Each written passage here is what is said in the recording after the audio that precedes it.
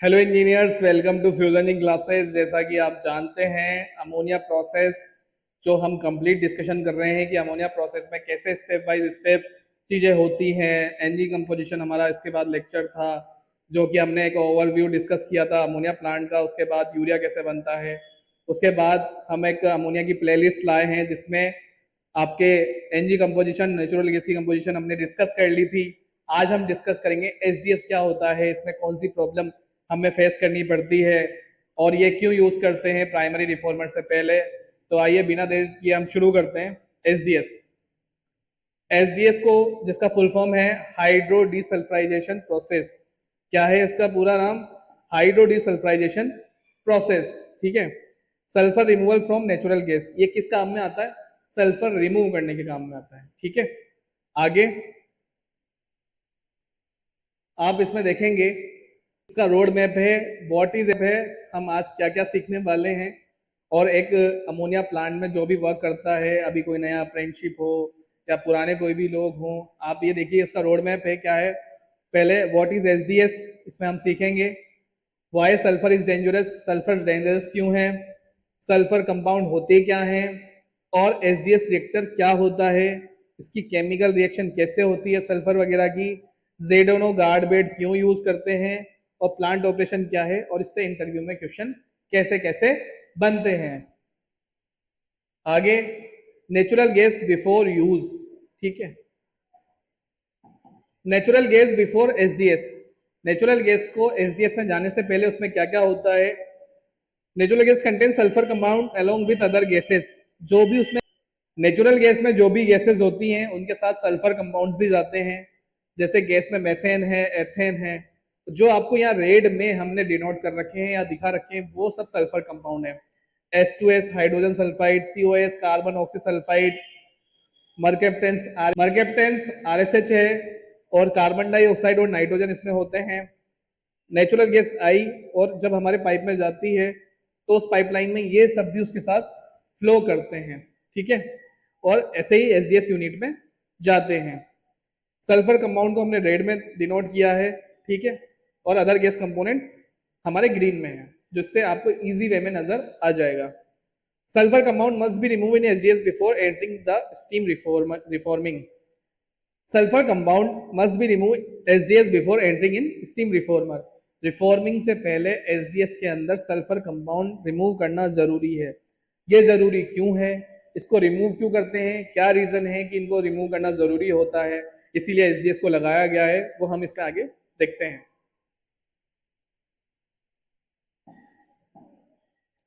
Y sulphur removal is important, sulphur removal इतना जरूरी क्यों है, क्यों हम सल्फर के पीछे हाथ धो के पड़े हुए हैं। हेल्दी कैटलिस्ट, जो हमारा कैटलिस्ट होता है किसका? रिफॉर्मर का। रिफॉर्मर के कैटलिस्ट के लिए सल्फर बहुत ही डेंजरस है, एक तरह से कहें उसके लिए खतरा है, पॉइजन है। ठीक है। निकल कैटलिस्ट होता है हमारे रिफॉर्मर में, तो उसकी सरफेस कैसी होती है? Active and free surface. कैसी सरफेस होती है? फ्री। आप इस डायग्राम में देख रहे हैं कि ये कैटलिस्ट मान लीजिए है, इस कैटलिस्ट में होल्स होते हैं, छोटे छोटे होल्स होते हैं। कैटलिस्ट में छोटे छोटे होल्स होते हैं, इसमें नहीं दिखाए गए, लेकिन इसमें इसमें हर कैटलिस्ट पे होल्स होते हैं छोटे छोटे। जब ये मेथेन और स्टीम, या जो हमारी एनजी है और वो स्टीम का मिक्सचर जाता है, तो वो इसमें से पास होता है। ठीक है। ये एक हेल्दी कैटलिस्ट है। Reactants reach the active sites, reaction occurs smoothly. Reactant उसमें जाते हैं, कैटलिस्ट के थ्रू पास होते हैं, निकलते हैं और रिएक्शन होती है। अगर इसमें सल्फर चला जाए इस गैस के साथ तो क्या होगा?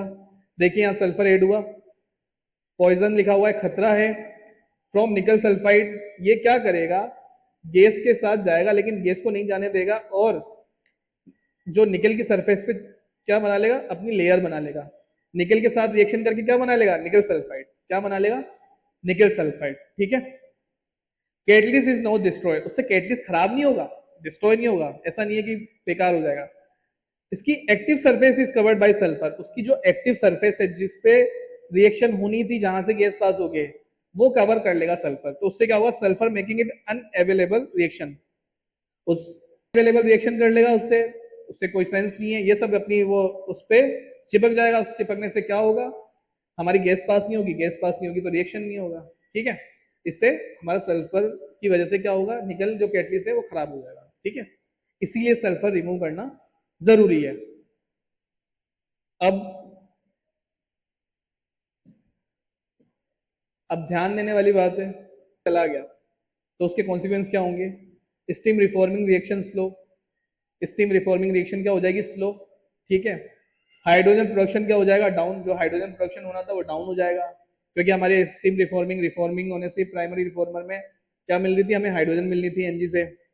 सिंथेसिस गैस क्वालिटी अफेक्टेड से, जो सिंथेसिस गैस जो सिन गैस हमारी होगी उसकी क्वालिटी क्या हो जाएगी? अफेक्टेड हो जाएगी। अमोनिया प्रोडक्शन क्या होगा? डिक्रीज होगा।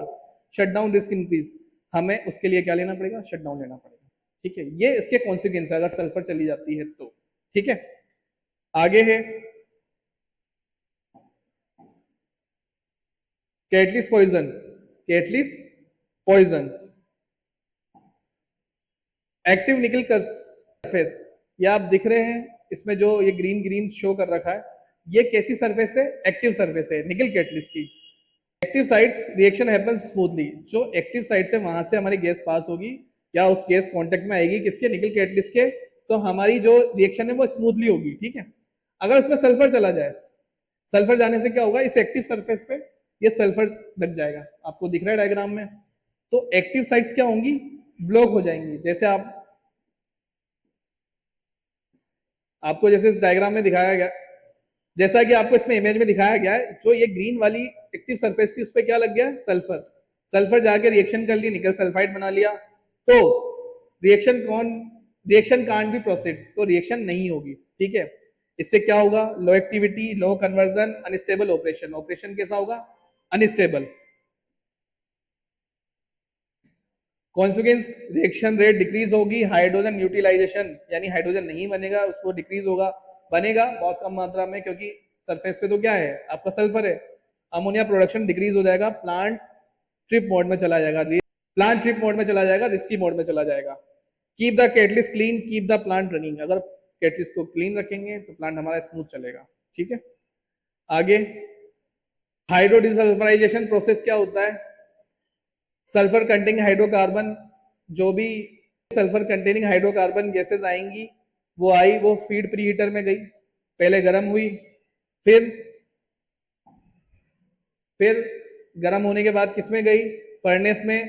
फीड इज, किसी भी रिएक्टर में डालने से पहले उसको प्री हीट करते हैं, तो फर्नेस में प्री हीट किया, फिर हाइड्रोजन मेकअप करके किसमें भेजा? एसडीएस रिएक्टर में। ठीक है, हाइड्रोजन क्यों मेकअप की? क्योंकि सल्फर रिएक्शन करेगी हाइड्रोजन से तो H2S बनाएगी।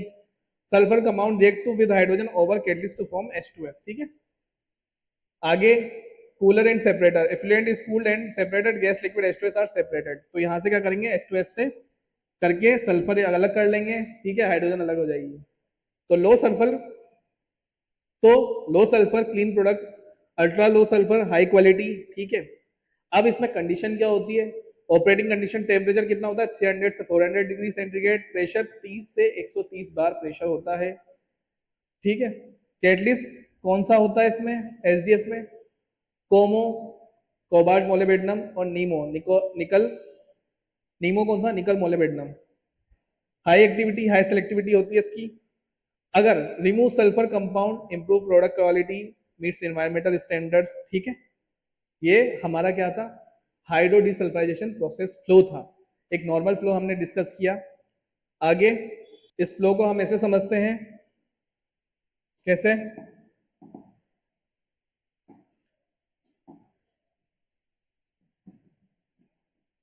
हमारी फीड आई, फीड जो आएगी, फीड किस में जाएगी?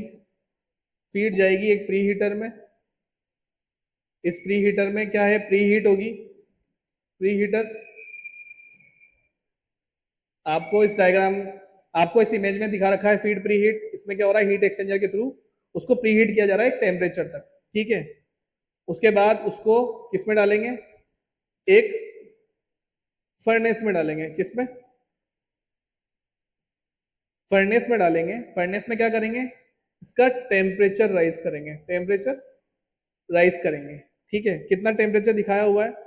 300 से 400 डिग्री सेंटीग्रेड, तो इसका टेम्परेचर 300 से 400 डिग्री सेंटीग्रेड करेंगे। फिर ये किस में जाएगी? एसडीएस में। किस में जाएगी? एचडीएस में, ये एक ब्लॉक डायग्राम बना रहा हूं आपको समझाने के लिए। किसमें गई? एचडीएस में। एचडीएस में जाने से पहले, एचडीएस में जाने से पहले क्या हुआ, इसमें इसमें क्या ऐड हुई आके? हाइड्रोजन। क्या हुई? हाइड्रोजन आके ऐड हुई। ये प्लांट की प्रोसेस है, उस प्लांट में हाइड्रोजन ऐड हुई किसमें आके? इस गैस में।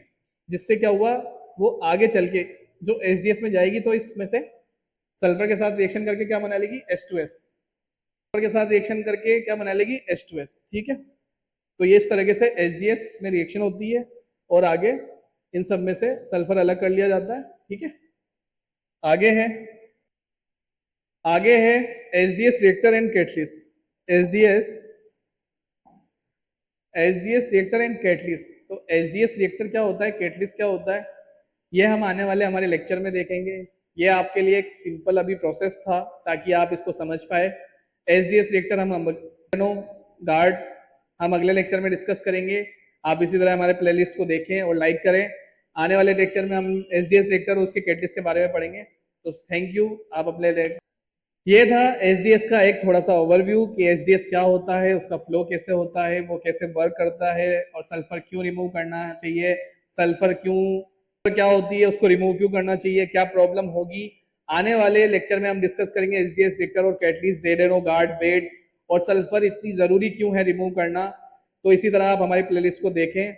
ये लेक्चर आपके लिए थोड़ा सा ओवरव्यू था, आगे हम लेक्चर में और डीप में जानेंगे। तो आप इसी तरह हमारे प्लेलिस्ट को देखते रहिए। Thank you.